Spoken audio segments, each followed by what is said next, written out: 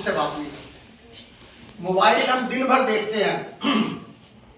शाम को अगर मैं आपकी परीक्षा को आपसे पूछूं आपने दिन में क्या क्या देखा था, कुछ याद नहीं होगा।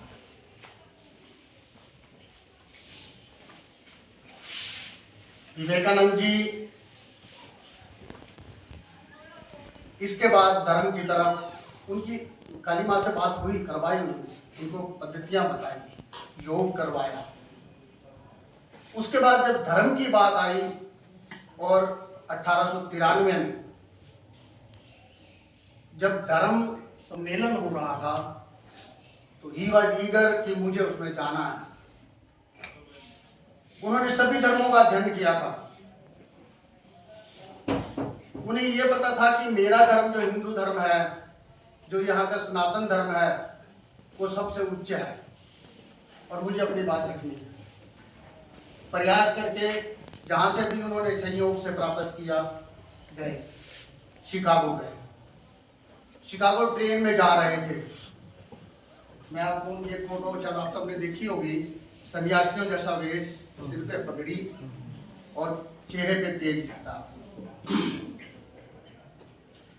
उस वेशभूषा में थे। एक सज्जन साथ बैठे थे, एक किताब पढ़ रहे थे। उन्होंने उनसे कहा कि मैं आपकी किताब देख सकता हूँ।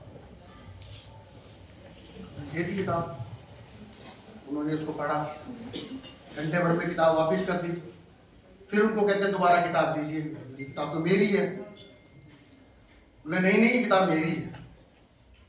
तो उन्होंने उनसे ये कहा कि आप अगर ये कहते मेरी किताब है, उस सज्जन ने, आप बताएं इसमें कौन से पेज पे क्या है। विवेकानंद ने मतलब इतना लिटरेसी और इतनी कंसंट्रेशन थी, बिना किताब खोले बताया कि उस पेज पे क्या लिखा हुआ है। और वो इतने ज्यादा उससे प्रभावित हुए वो सज्जन या वो जो महिला थी, उन्होंने उनकी बहुत हेल्प की। सम्मेलन में जैसे बताया इन्होंने कि लास्ट में समय मिला सिर्फ 5 मिनट। उन्होंने खड़े होकर के पहले ये शब्द बोले थे, my brother and sisters of America. उन लोगों ने कभी सुना ही नहीं था कि आपस में ब्रदर एंड सिस्टर ही उस सबको कोई बोल सकता है। ये स्टैंड अप और 5 मिनट तक जो है वो तालियां करते। उसके बाद वो बैठ के जाते हैं, बोले मेरा समय समाप्त हो गया। तो लोगों ने इतनी हुटिंग की कि आप बोलिए, जब तक आप बोलेंगे सभी बैठेंगे, हम नहीं जाएंगे, हाल ही नहीं छोड़ेंगे। तो जो संदेश उन्होंने पढ़ के सुनाया है, उसका क्या था कि जब उन्होंने धर्म का अपने भाषण में सारी बात बताई, सभी धर्मों से, पूरे वर्ल्ड से लोग आए हुए थे, सभी को सोचने पे मजबूर किया कि हमारा धर्म हिंदू धर्म से क्या कंपैरिजन में कहां पीछे है। विश्व गुरु की जो परिभाषा, जो आज मोदी जी भी कहते हैं कि भारत को हमने ऊंचाइयों पे ले जाना है, विश्व गुरु, वो उस टाइम आपके सामने। हम लोग अपने युवा जो हैं, हम अपनी धार्मिक पुस्तकों को, गीता को, महाभारत या जो भी ग्रंथ है हमारे, हम कितना पढ़ते हैं, कितना उस पर समय लगाते हैं, ये सोचने का विषय है।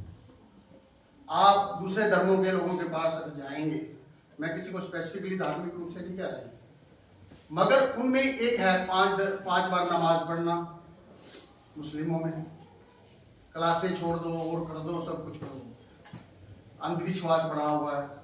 क्रिश्चियंस में संडे को जरूर जाना है, चर्च में हाजिरी लगेगी। क्यों लगेगी? उसके बेनिफिट्स मिलेंगे, बच्चों का फ्री एडमिशन होगा, फ्री दवाइयाँ मिलेंगी। हिंदू धर्म में कोई लोभ लालच या वो नहीं है कि आपके ऊपर दबाव है, आपको ये करना है। जो भगवान को माने वो हिंदू, ना माने हिंदू, नास्तिक है तो वो हिंदू, आप अपने हिसाब से कर्म करें। विचार पिछले हजारों वर्षों का सन्यासियों का, मनीषियों का, ऋषियों का दिया हुआ है कि आपको कहाँ पहुंचना है, कैसे करना है। अंत में स्वामी विवेकानंद जी कन्याकुमारी के पास एक, वहां से कुछ स्पेसिफिक दूरी है समुद्र के अंदर, 2 या 3 किलोमीटर होगी, 4 किलोमीटर होगी, वहां एक रोक है जिसपे अब तो बहुत बड़ा विशाल का है, उसको फोटो भी अच्छा निशान बना हुआ, फोटो उसको विवेकानंद रोक कहते हैं। वहां जाकर के उन्होंने अकेले जाकर के तैर करके गए और वहां उन्होंने समाधि लगा करके भगवान की प्राप्ति की। और उसके बाद छोटी उम्र में 39 साल की उम्र में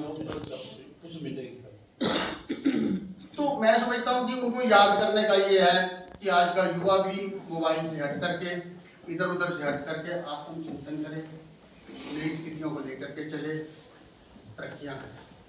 मेरा आप सबके लिए शुभकामना। आज के कार्यक्रम में आने के लिए धन्यवाद।